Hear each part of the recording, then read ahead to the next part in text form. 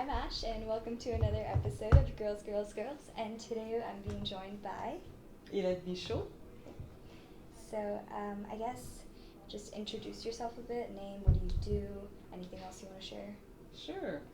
So, as I mentioned, my name is Helene Michaud. I'm Regional Vice President for Insurance Distribution at Sunlife Financial in Canada. And I'm also the co-chair of EmpoweredXchanges, which is a women's initiative at Sunlife to help women live to their full potential and have successful careers. Yeah, that's great. So, we're just going to start off with some easier questions, I guess. Sure. If you were a food, what would you be? If I was a food, well, interesting. I think I would be a mango. Why? Why? Because I think on the outside, I have there's a skin that protects it, and then when you get through that skin, there's some sweetness there. But at the same time, I think with the mango, it's interesting because when it's not ripe, it's a little bit harder, right? So there's different, and I think for me, what's interesting that people have told me is that there's different facets of my personality, where sometimes I can be a little bit more direct, a little bit harder, but there's also a softer side of me. That's really cool.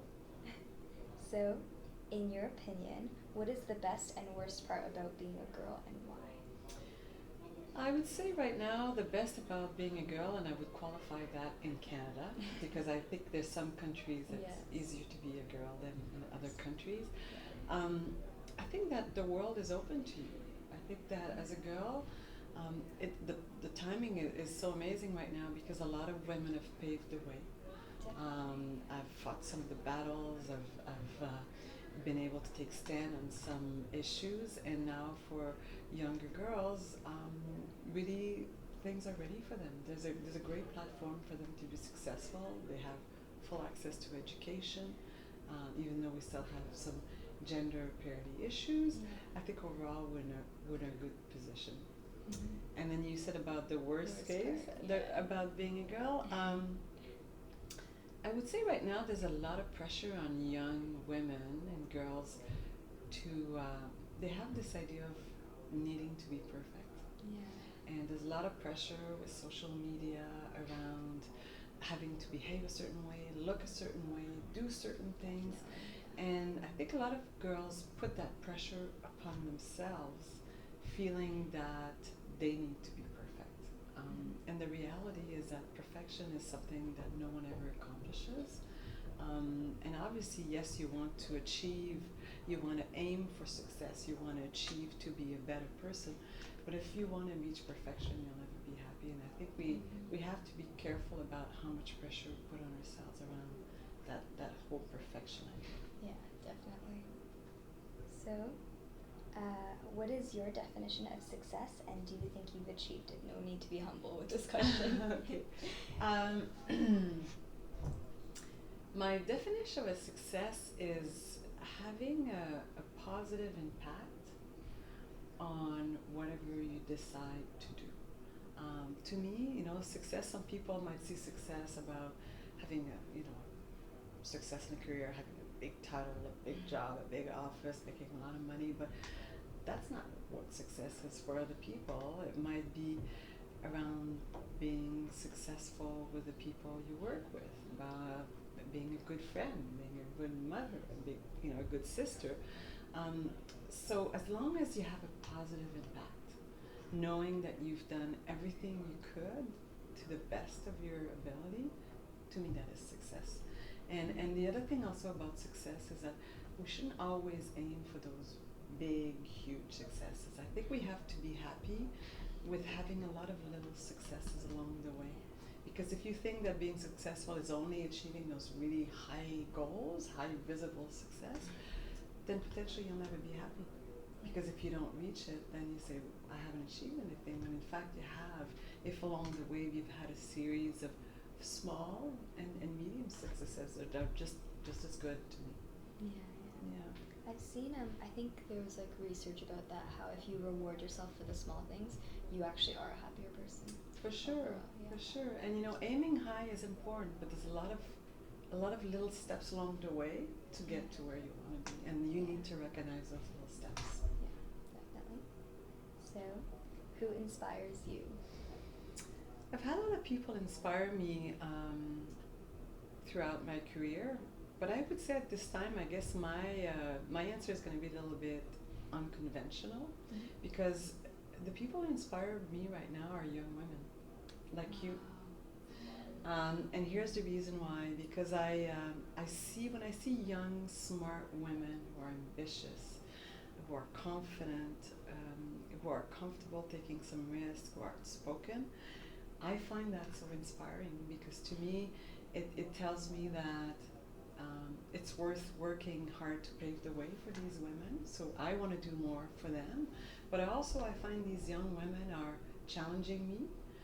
They're keeping me engaged, and I just love the interaction that I have with them. So, you know, unlike some people look up to, some people are maybe further along in their career that achieve, you know, more recognizable success. For me, those young women are really the one who inspire me. Yeah, that's really amazing. I've actually never heard. No, I know it's interesting because I have two daughters.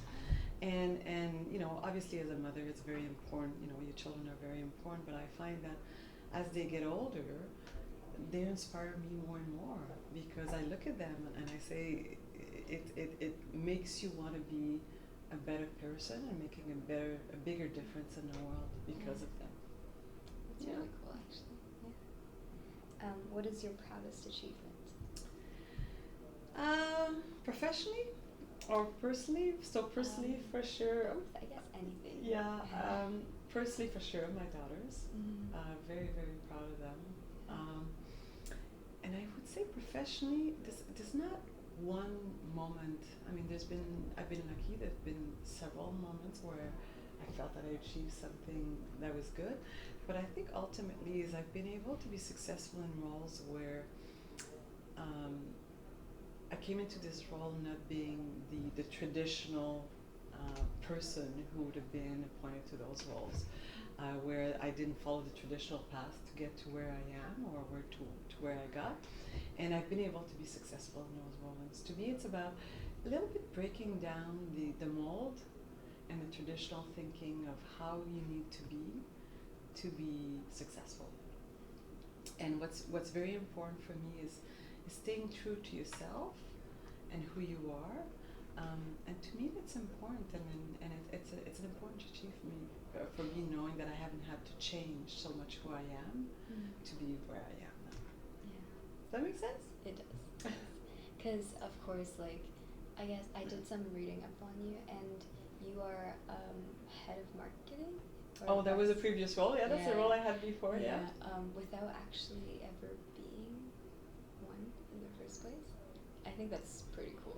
Yeah. So, and I would say even in my current role also, you know, when I was asked to become the regional vice president of insurance distribution, typically the traditional role would have been you need to be someone in the role that moves up the rank, and I was kind of brought in from a marketing department, which is again very different.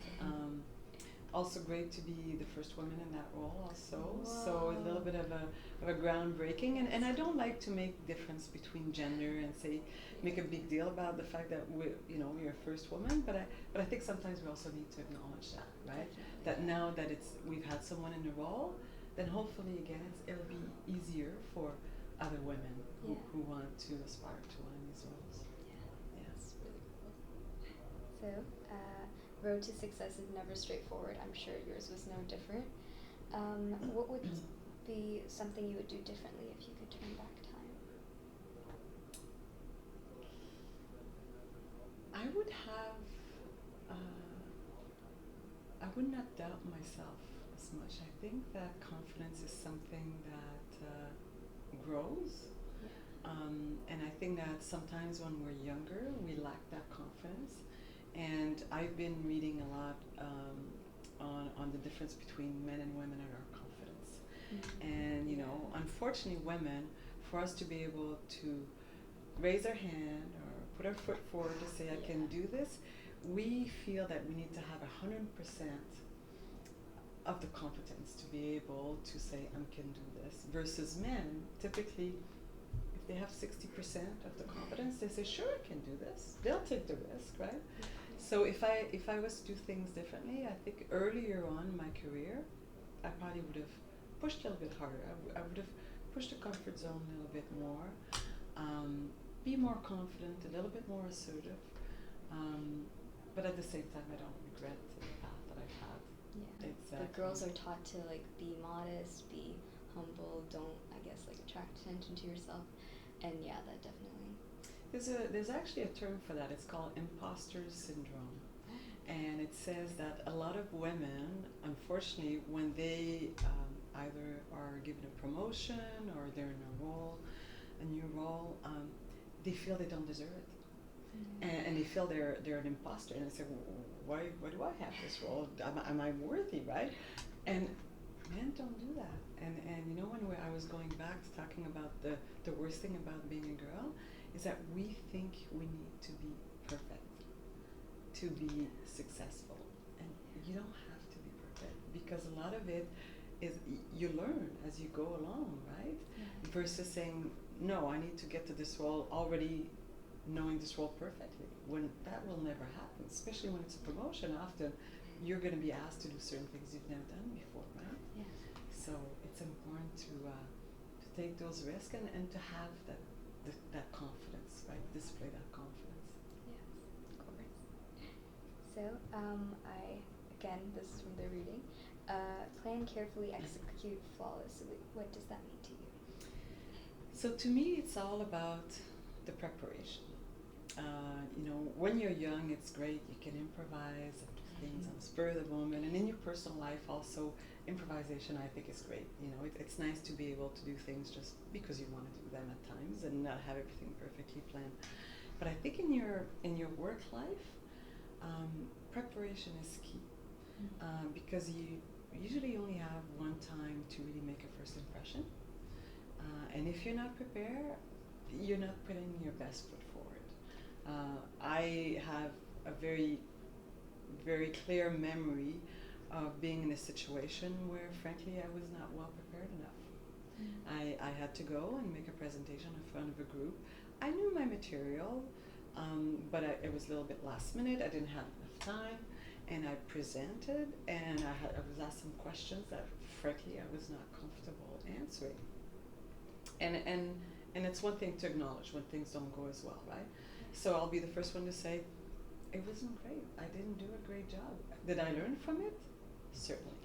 So that's where now I'm talking about, you know, plan carefully and execute flawlessly. Is if you're prepared, then when it's time to execute what you need to do, things will go naturally. You know, the flow will be, you know, perfect. Everybody will be delighted by, you know, whatever you're putting on as a presentation or as a negotiation, as a conversation. But all of this doesn't happen just on the spur of the moment. Yeah. It happens because you spent a lot of time preparing. And then when you're asked to think on your feet on the moment, if you're prepared, it's that much easier, because you don't have then to all of a sudden think about all of the other things that you should have thought about before. You only have to think about that one question at that time that someone is asking you to answer. That's really cool. Final question. What advice would you give to younger girls who are currently getting ready to take on the real world, especially those thinking about careers, maybe where you specialize? I would say find what you're passionate about, and make sure that you pursue something that you're passionate about, because I think that, again, we impose a lot on ourselves around expectation, what we're expected to do, and versus, you know, sometimes it's career, sometimes it's developmental, but make sure that what you're going to be taking on as a career is something that you're passionate about, because if you're not, it's going to show through everything that you do, and you're not going to have the results that you're hoping to have, right?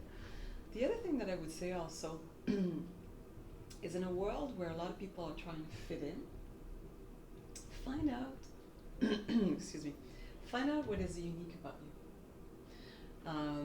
Because sometimes we feel that we all have to do those certain milestones, we have to write those certain courses. We all come in and say, this is me, I'm perfectly in my little package, I've got all the boxes that are checked. But if a potential employer receives your application, and there are 10 applications where you have great marks, you've done the volunteer work, you've gone to the great school, you've done this, you've done that, but you're all the same. How will this potential employer pick one over the other? Usually what it is this one experience or this one piece of information about you that makes you stand out from all the rest. So sometimes I think girls think that they need to blend in and kind of fit in. Fitting in, to me, is not the answer. It's really standing out.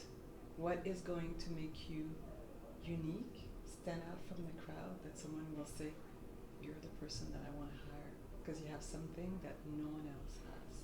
And make sure you cultivate that. Make sure that it's something that you believe in, obviously, that makes you unique. But once you know what it is, just cultivate it and make sure that it stands out from you. That's amazing. Thank you so much for Is that helpful? Yes, it is. Was it the type of answer that you were looking for? Yeah. Because I know that, as I said, I'm not my thinking is not as traditional, because I haven't followed maybe as much of a traditional path in my career. But I think that that's also okay, right? Yes. There's not always a direct path to what you want to do. Like for you, it's probably a little bit different because you know what you want to be. Yeah. Right. So there's probably from a I guess education perspective, right? This is kind of the line that you have to follow, the courses you have to take, right, and everything else. But around that, there's all the other things that I think will help you, as I mentioned, stand out. Right. That I think are really important. And things might change along the way. For sure. Yeah. Well, that's good that you say that, because I think sometimes people get married to an idea of how things ought to be, and this is what I'm going to do, and when all of a sudden there's a curve that happen, you say, no, I can't go this way because this is where I'm supposed to go, right? Yeah. And it's important to keep yourself open to what else could be. Yeah. Right? Yeah. Because sometimes the what else is actually the better path. Yeah. Right? Yeah. And it's to me it's being open to different experiences.